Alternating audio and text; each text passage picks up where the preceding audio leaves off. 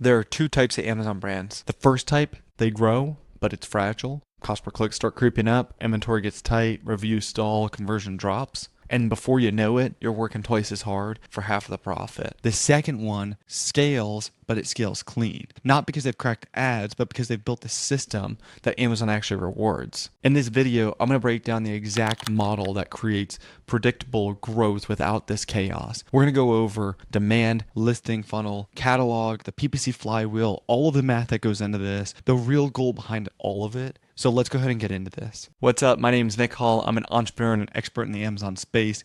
I help better for you CPG brands scale and win on Amazon. So if you want to learn how to grow your brand on Amazon the right way, from strategy to execution, you're in the right place. Don't forget to hit subscribe and follow all of my content because I'm giving you my full playbook on how you win on Amazon.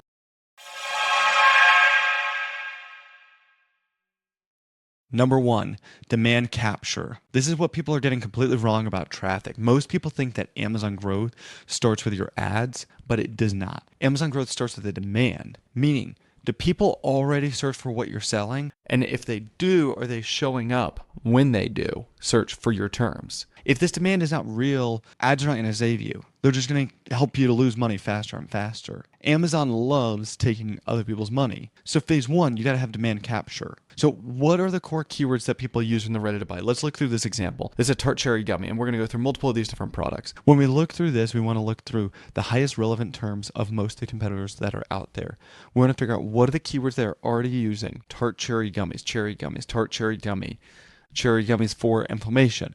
So we start to get a really good idea as to like what are people already using. Do not do the old school way of looking at highest search volume, because if you look at highest search volume, you're going to be after doubt, cherry bundy, tart cherry juice. Well, we're not selling a juice, it's a gummy. The next thing you're going to look at is what is the use cases for these keywords that are indicating the intent, right? So why are people doing tart cherry? Well, when you look at it, gout is common here. Let's look at the relevance, high to low again. Let's look at all these things. Recovery, you see some branded stuff here. People like the chewable aspect of it. So there's a number of these different things that we're starting to get an understanding of what our product should be relating to. Next, what are the competitors ranking on that you're not even showing up on? Let's just say there's a company out there. Let's just take this one over here that's not doing much in volume.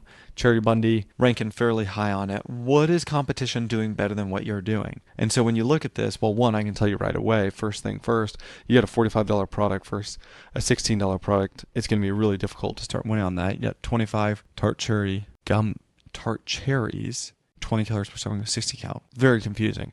So you're going to want to make this much more apparent. Whenever someone's looking at this, they're going after the recovery angle, which is fine, but you've got to understand that from a search perspective on Amazon, people are looking for certain keywords. And so yes, recovery is the action of what they're looking to get. However, most people on Amazon today, now this is changing in 2026, are looking for tart cherry gummies, tart cherry gummy, all of these keywords. So once you've figured out the demand, where are you actually sending that demand? So most people are treating their Amazon listing like a product page, and it's not. It's a funnel. This is super, super important to go through. I'm going to show you here on a whiteboard exactly how you do. So as you look through this, I'm going to grab this. As you look through this, we've got the main image here, which is really your home page, okay? As you look through your title, this is going to be the hook. This is what gets people into the product, right? Your bullets are selling the product. Your images are selling the product. So think of the bullets and the images very similar. Then you've got your A+ content, and this is building your trust. So as you go through here, finally, you're going to have your reviews down here.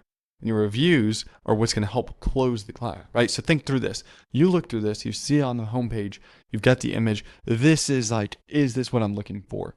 Title is hooking people in. Is there a certain feature benefit better than others? Bullets, think bullets with images, are going to be the sales tactic. Every image, every bullet should sell. This is not selling versus alternative products. It is selling against competition. For example, when you're selling gummies, quit comparing it against pills. People weren't looking for pills. A+ content, this is going to build the trust deeper in the sales funnel, right?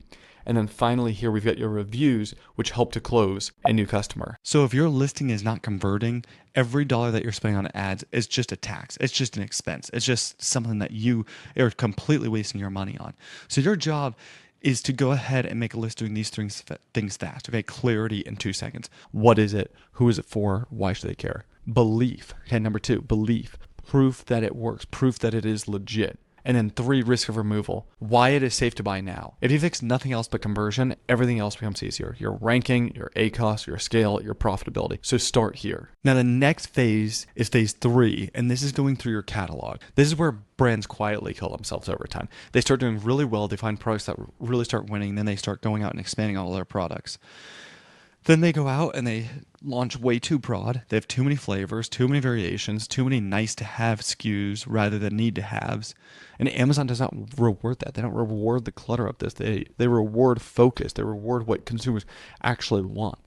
And so a clean Amazon catalog usually is going to look something like this.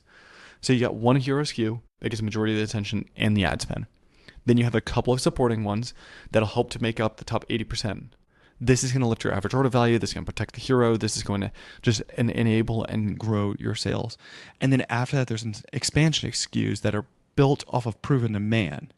You don't want to get this confused. Your catalog is not some menu. It's a strategy. And if you don't have a hero, you don't have a business on Amazon. You have a bunch of experiments. Think about the model of Cane's raising chicken. They got chicken on their menu and that's all they got. Look how easy it is for them to get people in and out of the restaurant, right? Anyone that goes there knows they have really, really good chicken. They got a couple other small things, like they got some bread for your chicken, and they got some fries, and they got some coleslaw. That's it. Chick-fil-A, very similar. They've expanded their menu slightly, and they always bring it back in. But when you look at something like a McDonald's, it makes it much more difficult to make it up your mind because you've got so many different options. And so look at that model as how you would do something on Amazon. Now here's the part that most people are going to miss. Amazon isn't ads and organic. It's one machine altogether. This is not Google. Google is ads and SEO. Those do not touch each other. PPC influences ranking. Ranking influences quality. Traffic, quality influences then your conversion. Your conversion then influences your profitability. And your profitability funds more PPC. That is the flywheel, okay? So all of this goes all in together, and it is this snowball effect. As you get these better and better and better, things get better and better all around. So here's the catch though. Most brands try to force the flywheel by just throwing money at ads. Everyone's first strategy is more money in ads and you'll win better. Well, the reason that you're stuck where you're at is because you've been throwing money at ads and you can't get to the next level. So go ahead and start like this. Step 1, go ahead and anchor with your high intent keywords. So as we're looking through this right here, you want to get very, very specific. What I like to use is Data Dive, this software and tool right here. You can look at all of your direct competition. Make sure that you do this the right way though, right? When you're setting this up, you can make an error really quick. Make sure that you've got all direct competition.